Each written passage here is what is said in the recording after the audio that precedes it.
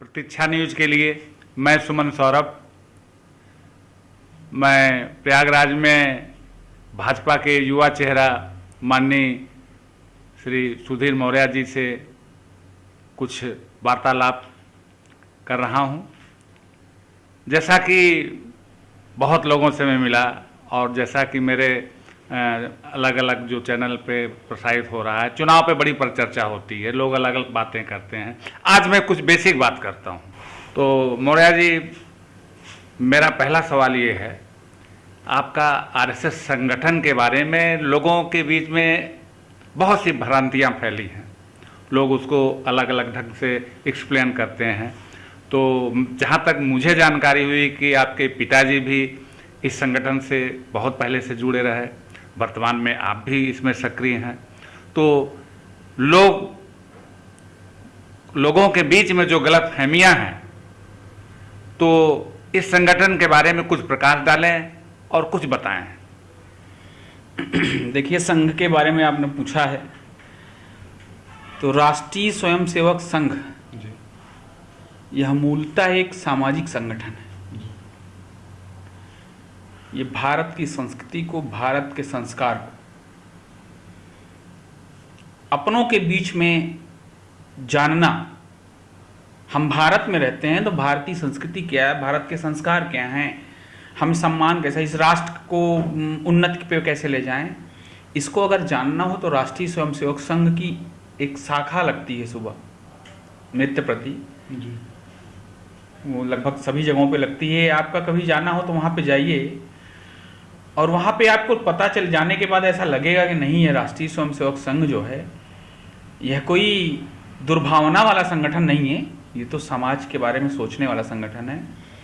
और राष्ट्रीय स्वयंसेवक संघ को जो आप बता रहे थे कि भ्रांतियां फैली, राष्ट्रीय स्वयंसेवक संघ के बारे में भ्रांतियां उसी के बीच में हैं जो राष्ट्रीय स्वयंसेवक संघ को जानता नहीं। जी, राष्ट्रीय स्वयंसेवक संघ को जान लेने के बाद आप उसके प्रति कोई भ्रांति नहीं रह जाएगी। और राष्ट्रीय स्वयंसेवक संघ के बारे में बुरा वही व्यक्ति कह सकता है जो राष्ट्रीय स्वयंसेवक संघ को में गया नहीं, कभी उसको जाना नहीं, उनके लोगों से नहीं मिला, उसके विचार को नहीं जाना। जिस दिन वह राष्ट्रीय स्वयंसेवक संघ के विचार को जान लेगा, उसके कार्य पद्धति को जान लेगा, कभी उसका विरोधाभास नहीं रहेगा। नहीं, मैं आपसे ये जानना चाहता था कि कुछ मूल बातें लोगों को बताएं। नहीं, मूल बातें क्या, राष्ट्रीय स्वयंसेवक संघ का काम जोड़ने का काम है। हम दुनिया का सबसे बड़ा हिंदुओं का संगठन अगर कोई, यह एक हिंदुओं का बहुत ही बड़ा, दुनिया का सबसे बड़ा संगठन है और हिंदुओं के बीच में काम करता है। और हिंदुस्तान में हम राष्ट्रीय स्वयंसेवक संघ की जो विचारधारा है कि हिंदुस्तान में रहने वाला हर व्यक्ति हिंदुस्तानी है। जी, वह सबसे पहले हिंदुस्तानी है, उसके पहले बाद में ही सब कुछ है। और राष्ट्रीय स्वयंसेवक संघ के लिए सबसे पहले देश है, फिर समाज है, फिर जाति है। लेकिन अन्य जो समाज में रहने वाले लोग हैं उनके लिए सबसे पहले प्राथमिकताएं क्या हो जाती हैं? कुछ लोगों के लिए तो पहले जाति महत्वपूर्ण हो गई, धर्म हो गया, फिर धर्म हो गया। जी। फिर कुछ लोग कहने हैं नहीं, हम इसको नहीं मानेंगे। नहीं भाई, भारत में रहने वाला, हम भारत को भारत माता कहते हैं। राष्ट्रीय स्वयंसेवक संघ का मानना है कि हम भारत को भारत माता मानते हैं। और कुछ लोग भारत माता को भारत माता नहीं मानते हैं, कुछ लोग भारत माता को दूसरे शब्दों में बोलते हैं। तो राष्ट्रीय स्वयंसेवक संघ का मूल विचार ही है कि संघ को हमेशा अपना एक अलग परिचय देना, और राष्ट्रीय स्वयंसेवक संघ में एक अपना अलग जीवन परिचय है। और जो उसका जीवन परिचय है ना, उसके जीवन में जो जाएगा, जो जानेगा, 1925 में बना यह संघ, राष्ट्रीय स्वयंसेवक संघ की स्थापना 1925 में हुई थी। जी, विजयदशमी के दिन हुई थी। जी। और उनके कालखंडों में जब देश गुलाम था, तब 1925 में हमारा देश गुलाम था, अंग्रेजों के हम अधीन थे। तो हमारा देश जब संगठन बना तो वो धीरे धीरे संगठन काम करता 1947 में हम लोगों ने तमाम कार्य किए, लोगों के बीच में काम किए, समाज हित की जो भी काम करे, हम जोड़ने का काम करते थे, भारतीयता बताना, भारत के लोगों को बीच में जाना। और संगठन को एक तरीके से संघे शक्ति कलयुग में संगठन में ही शक्ति है। तो राष्ट्रीय स्वयंसेवक संघ यह सिखाता है कि पूरा समाज संगठित रहे, यही हमारी मूल विचार है। हाँ, आपकी बातों से स्पष्ट होता है कि संघ का मूल मंत्र यही है कि ये अखंड भारत हाँ, एक हो।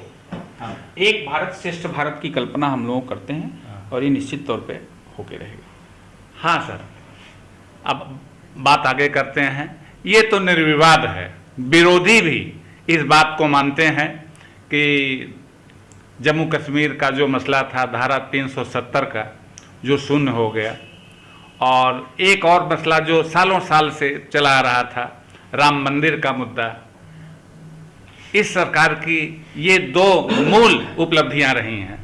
तो मैं चाहता हूं कि आप इन पर थोड़ा प्रकाश डालिए। देखिए, मैं सबसे पहले धारा 370 पे बोलता हूँ। जी, हमारी पार्टी का स्टैंड रहा है, हम नारा देते थे कि जहां हुए बलिदान मुखर्जी जी। वह कश्मीर हमारा है। जो डॉक्टर श्यामा प्रसाद मुखर्जी जी ने अपना जीवन वहीं पे बलिदान किया, वो शहीद हुए, वो बलिदान हुए। जी, जी। कश्मीर को भारत एक अभिन्न अंग है, कश्मीर भारत का अभिन्न अंग है, कश्मीर हमारा है। अभी मैं आपको बताऊं कि जब यही कांग्रेस देश आज़ाद हुए, जी। 70 साल से ज़्यादा हो गए, कांग्रेस शासित लगभग 60 वर्ष रहे हम, कभी सपने में भी नहीं सोच सकते थे कि धारा 370 हटाएंगे। यह भारतीय जनता पार्टी का सशक्त और राष्ट्रीय स्वयंसेवक संघ की दृढ़ इच्छा जी, जी। ही थी कि धारा 370 35A हटाया गया। लोग कहते थे कि धारा 370 हटा देंगे तो आग लग जाएगी, भारत का झंडा तिरंगा लेने उठाने वाला कोई नहीं होगा, जी। वहां लाशें बिछ जाएंगी। तो एक परिंदा भी नहीं पर मारा और धारा 370 हट गई। और जो लोग कहते थे कि यहाँ खून की नदियाँ बह जाएंगी, उन लोगों को शर्म से चुल्लू भर पानी में डूब जाना चाहिए। वो भारत की खाते थे और पाकिस्तान की बजाते थे, मतलब खाएंगे भारत का और गुण गाएंगे पाकिस्तान का। तो ऐसे लोग इस 7 वर्ष की सरकार में, नरेंद्र मोदी जी के नेतृत्व की जो सरकार है, जो संघ का एक मजबूत आधार सांचा है, उस नेतृत्व की क्षमता है। जब नेतृत्व करने वाला बलवान होता है ना, तो देश हमेशा प्रगति के पथ पे चलता है, एक अच्छी सोच के साथ चलता है। तो धारा 370 ही नहीं, अभी तो हम पीओके भी हमारा होगा। आप धैर्य से देखते रहिए। हमारे वर्तमान गृह मंत्री जी माननीय अमित शाह जी ने सदन में यह सीना ठोक के कहा था कि हम पाकिस्तान ऑक्युपाइड कश्मीर लेके रहेंगे, उसके लिए हम अपनी जान की बाजी लगा देंगे। तो पीओके हम लेके रहेंगे और पाकिस्तान कश्मीर हमारा है और पूरा का पूरा हमारा है। वो कोई इसमें ये नहीं कि पाक अधिकृत कश्मीर, ये सब हम पूरा लेके रहेंगे। और हम अपने दृढ़ इच्छा शक्ति जो हमारी भाजपा सरकार की और राष्ट्रीय स्वयंसेवक संघ का जो एक नेतृत्व, सशक्त नेतृत्व है हमारे पास, जो उसका कार्य करने की क्षमता है, कश्मीर हमारा है और पूरा का पूरा हमारा है। और दूसरी बात, हमसे आपने पूछा कि राम मंदिर, जी, जी। राम मंदिर लगभग 500 वर्षों की गुलामी इस देश पे थी। हाँ, सालों साल ने सैकड़ों वर्ष का संघर्ष रहा है। काबुल से आकर के बाबर ने, जी, वो लुटेरा था इस देश का। बाबर को लोग महान कहते होंगे, इस देश में रहने वाले कुछ उसकी औरंगजेब की औलादें होंगी, लेकिन काबुल से एक लुटेरा आया था भारत में जिसका नाम था बाबर। मीर कासिम उसका मंत्री हुआ करता था। जी। मीर कासिम ने हिंदुओं को नीचा दिखाने के लिए, हिंदुओं को प्रताड़ित करने के लिए कि देखो हमने कैसे तुम्हारे ऊपर राज किया, देखो कैसे तुम मेरे गुलाम हो। जी, जी। तो अयोध्या, काशी, मथुरा, ऐसे तमाम मंदिरों को तोड़ तोड़ करके उसने मस्जिदों का निर्माण, गुंबदों का निर्माण करा दिया। राम मंदिर का जो, वो तो हम तो उसको राम मंदिर ही मानते, कभी बाबरी मस्जिद माना ही नहीं हमने। वो तो जैसे आपके घर पे आप चले जाएं बाहर कहीं और पड़ोसी आके आपके घर में ताला बंद कर ले, तो हम अपने घर का ताला खुलवाने के लिए कोर्ट का चक्कर लगाएं। तो इस देश में यही रहा, अन्य शासन कालों में यही रहा कि हम अपने मंदिर को पूजा करने के लिए वहां पे हम चक्कर लगाते रहे। 500 साल न जाने कितने लोग शहीद हुए, कुर्बान हुए। और राम मंदिर के लिए जो लोग कहते थे, अब राम मंदिर आंदोलन से भी मैं जुड़ा रहा हूँ, 1992 के आंदोलन में मैं जुड़ा रहा हूँ। जब 1990 में मुलायम सिंह यादव जी ने कहा परिंदा पर नहीं मार सकता, यहाँ आपको याद होगा। हाँ जी जी। माननीय मुलायम सिंह जी प्रधानमंत्री थे, उन्होंने कहा कि बाबरी मस्जिद पे, इस ढांचे पे परिंदा भी पर नहीं मार सकता। तो हिंदुओं का खून खौल उठा। 1990 में कार सेवा हुई, मुलायम सिंह ने गोलियां चलवा के सरयू नदी का पानी लाल करवा दिया। कितने कार सेवकों की हत्या की थी मुलायम सिंह ने। लेकिन हमारी दृढ़ इच्छा शक्ति थी, हिंदुओं का एक उबाल था कि हम बाबरी विध्वंस करके रहेंगे। 1992 में जब 6 दिसंबर को बाबरी ढांचा गिराया गया, तब से लेकर आज तक, तब हम लोगों का फिर जब बाबरी विध्वंस गिरा तो हम लोगों ने कहा कि रामलला हम आएंगे, मंदिर वहीं बनाएंगे। तो ये जो सपा, बसपा, कांग्रेस, ओवैसी, ये जितने लोग थे, ये लोग कहते थे कि ये भाजपा वाले कहते हैं रामलला हम आएंगे, मंदिर वहीं बनाएंगे, तारीख नहीं बताएंगे। हाँ हाँ, ये विपक्षियों का एजेंडा होता था। लेकिन हम बोलने में कम, काम करने में ज्यादा विश्वास करते हैं। अब हमारा नारा है, फिर हमने क्या कहा कि रामलला हम आएंगे, मंदिर वहीं बनाएंगे, पूजा भी कराएंगे और मुलायम सिंह से आरती भी करवाएंगे, अखिलेश यादव से भी आरती करवाएंगे, मायावती से भी आरती करवाएंगे। और आज आप देख रहे हैं कि रामलला का भव्य मंदिर बन रहा है और जितने भी लोग हैं, चाहे सपा, बसपा, MIM, अन्य तमाम क्षेत्रीय पार्टियां अयोध्या से अपना शंखनाद शुरू कर रहे हैं। नहीं जी जी, आपने इस बात का जिक्र किया, अभी तमाम खबरें मीडिया में आ रही हैं तरह तरह से। ओवैसी जी भी अयोध्या पहुंचे थे और सतीश चंद्र मिश्रा जी भी वहीं से ब्राह्मण प्रबुद्ध सम्मेलन की शुरुआत किए। तो हाँ, आज उत्तर प्रदेश में अयोध्या की एक ऐसी तस्वीर उभर के आई है कि हर पार्टी अयोध्या की ओर देख रही है। तो मैं आपसे ये जानना चाहता हूँ कि मंदिर का रास्ता तो साफ हो गया है और इस उपलब्धि को भाजपा किस तरह से जनता के बीच ले जाएगी? देखिए, यह हमने बताया ना कि हम उपलब्धियां गिनाने में, हम काम करने में विश्वास करते हैं। और मैं फिर बताता हूं कि अभी हमने अयोध्या में राम मंदिर, भव्य मंदिर बन रहा है। तो ये पहले कहते थे ना कि रामलला, हम कहते थे रामलला हम आएंगे, मंदिर वहीं बनाएंगे। तो ये कहते थे कि रामलला हम, भाजपा ही कहते हैं कि रामलला हम आएंगे, मंदिर वहीं बनाएंगे, तारीख नहीं बताएंगे। अब मैं फिर कह रहा हूं कि रामलला हम आएंगे, आए हैं, मंदिर वहीं बनाएंगे, आरती भी कराएंगे और अखिलेश से भी आरती कराएंगे, मायावती से भी कराएंगे, राहुल गांधी से भी कराएंगे और देखते रहिए ओवैसी से भी कराएंगे। और तो और, अगर हमारा हिंदू ऐसे सशक्त रहा तो हम मथुरा और काशी में भी इनसे आरती कराएंगे। अभी ये हमारे एजेंडे में है। हम रामलला का केवल प्रचार, हम रामलला, लोग कहते थे कि रामलला के नाम पे ये राजनीति करते हैं, रामलला का मंदिर के, राम के नाम पे ये सरकार बनाते हैं। लेकिन इनको शायद याद नहीं है कि 1992 में राम के ही नाम पे हमने अपने पूर्ण बहुमत की सरकार कुर्बान कर दी थी और एक नहीं 4 सरकारें कुर्बान कर दी थी। अगर राम के नाम पे सरकार हमको केवल बनानी होती तो 1992 में हम अपनी 4 सरकारें न कुर्बान करते। ये तो विपक्षियों का मुद्दा है, इनके पास कोई मुद्दा है नहीं, ना नीति है, ना नीयत है, ना किसी का विकास करना है, ना लोगों के हित के बारे में सोचना है। इनको अपनी रोटी सेकना है राजनीति करके। भैया ये अब रोटी, अब लोग जागरूक हो गया। उत्तर प्रदेश जनसंख्या के मामले में दुनिया के 5 देशों के बाद 6वां देश है, दुनिया का सबसे बड़ा देश।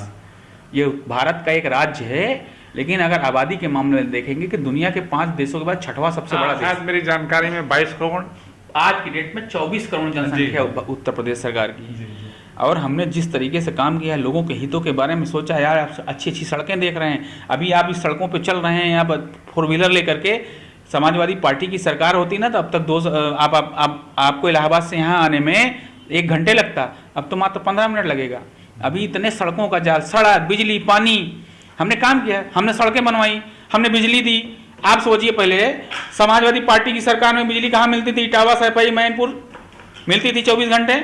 लेकिन हमारी सरकार जिस दिन बनी 2017 में 19 मई को सरकार बनी और 20 मई से हमने कहा कि हम उत्तर प्रदेश के सभी जनपदों में 18 घंटे बिजली देंगे। हम केवल इटावा, सैफई, मैनपुरी में नहीं, उत्तर प्रदेश के 75 से 75 जिलों में हम 18 घंटा बिजली देंगे। आज की डेट में हम उत्तर प्रदेश के लगभग 70% जिलों में 24 घंटे बिजली दे रहे हैं और लगभग 30% जिलों में 21 घंटे बिजली दे रहे हैं। बिजली दे रहे हैं, पानी दे रहे हैं, सड़क दे रहे हैं, मूलभूत सुविधाएं दे रहे हैं, शौचालय दे रहे हैं, आवास दे रहे हैं। सड़कों में हमने जाल बिछाया, पंचायत के माध्यम से सरकार ने हमारे जाल बिछाया, पैसा दिया। कोविड काल में हमने लोगों की सेवा की, मुफ्त हमने राशन दिया। इस उपलब्धि के साथ अभी हम सरकार फिर से बनाने जा रहे हैं। हाँ सर, ये तो 2 महान उपलब्धियां थी कि अच्छा, अब बात मुद्दे की आती है। ऐसा कुछ सुनने में, देखने में आ भी रहा है, क्या सही है क्या गलत है, आप इस पर थोड़ा प्रकाश डालिएगा। ये ब्राह्मण समुदाय क्या भाजपा से छिटक रहा है, क्या सही है? ऐसा है ना, जब विपक्ष के पास कोई मुद्दा नहीं है तो वो एक नया आरोप लगा दिए कि ब्राह्मण जो है भाजपा से नाराज है। अच्छा, क्यों हमसे ब्राह्मण नाराज होगा? भाई, हमारे लिए ब्राह्मण सदा पूजनीय है। रामायण काल से हमारे लिए ब्राह्मण पूजनीय रहा है और भारतीय जनता पार्टी से ज़्यादा सम्मान वो पार्टी को उन्होंने बनाया है। पार्टी को बनाने वाले जो फाउंडर मेंबर हैं उन लोगों ने बनाया है। अच्छा, ये बताइए, जब घर का सदस्य हमारा बुजुर्ग सयान होता है, बड़ा होता है, तो क्या करते हैं? हम उसका अपमान करते हैं। हम अपने घर में जो हमारे बड़े सदस्य होता है, जो घर का मुखिया होता है, हम उसका अपमान नहीं करते कभी। हम कभी किसी का अपमान नहीं कर सकते। और ब्राह्मण तो सदा हमारे लिए पूजनीय रहा है। हम पूजनीय हैं, हमें घर में उनकी आवश्यकता होती है, हम कर्मकांड करने के लिए हमें उनकी आवश्यकता है, तो सदा पूजनीय रहे और सदा पूजनीय रहेगा। और निश्चित तौर पे ब्राह्मण ही नहीं, सभी जातियां हमारे लिए महत्वपूर्ण है। ब्राह्मण तो हमारे लिए पूजनीय है ही। ब्राह्मण फिर से आपको दिखा देगा अभी 2022 में। ये लोग जो हवा में चल रहे हैं ना, इन्हीं लोगों ने नारा दिया था। बसपा ने एक नारा दिया था, मुझे याद है, सपा और बसपा का गठबंधन हुआ था, तो इन्होंने नारा दिया था, मिले मुलायम काशीराम, हवा में उड़ गए जय श्री राम। जी जी। तो ये लोग हवा में उड़ाने वाले जय श्री राम को, तो ब्राह्मण कभी जय श्री राम को हवा में उड़ते देख सकता है? कि तिलक तराजू हो तलवार, इनको मारो जूते चार, ये भूल गए क्या? आज ब्राह्मण सम्मेलन कर रहे हैं तो ब्राह्मण भूल जाता है क्या? ब्राह्मण परशुराम की औलाद है, वह याद रखती है। फरसा लेके बैठी है, ये आए तो पहले वोट मांगने, ये फरसे से इनका जवाब देगा। निश्चित तौर पर ब्राह्मण हमारे लिए पूजनीय रहा है। ब्राह्मण समाज और फिर से 2022 में भारतीय जनता पार्टी की पूर्ण बहुमत की और प्रचंड बहुमत की सरकार बनने जा रही है। हाँ सर, एक अंतिम सवाल व्यक्तिगत है। क्या मैं समझूं आगामी विधानसभा चुनाव में आप चुनाव लड़ेंगे? देखिए, हम सब पार्टी के कार्यकर्ता हैं, संगठन के मजबूत सिपाही हैं। पार्टी का जो भी निर्णय होगा, पार्टी अगर कह देगी कि उत्तर प्रदेश के किसी कोने से तुम्हें चुनाव लड़ना है, तो हम उस कोने में जाकर के कल से हमारा बैग अटैची तैयार रहता है। वहाँ आदेश हमको मिलता है, हम लोग बैग अटैची उठाते हैं और चल देते हैं। तो हम लोग, जैसे हमारे प्रधानमंत्री जी कहते हैं, हम झोला उठा के आए तो झोला लेके आए तो झोला लेके चल देंगे। तो हम लोग संगठन के मूल कार्यकर्ता हैं, हम लोग झोला उठा के आएंगे, टांग के लेके चल देंगे जहाँ आदेश हो जाएगा। तो अगर कोई निर्णय है हमारे लिए पार्टी देगी तो हम उसका सम्मान करेंगे और वह निर्णय के तहत और दमदारी के साथ जो निर्णय होता है हम लोग उसमें विजय प्राप्त करते हैं। हम लोगों का विजन ही विजय प्राप्त करने का है। तो वो विजन हमारा बनता नहीं है, वो बना बनाया रखा रहता है। हम झोला उठाएंगे, पार्टी का निर्णय है कि आपको वहाँ जाना है, उस विधानसभा में काम करना है, हम झोला उठाएंगे, चल देंगे अपनी टीम के साथ, वहाँ विजय प्राप्त करके चले आएंगे। तो निश्चित तौर पर पार्टी का निर्णय होगा तो उस पर भी हम कार्य करेंगे। सर, आपका बहुत बहुत धन्यवाद। आपने हमारे प्रतीक्षा न्यूज़ के लिए समय दिया। Thank you.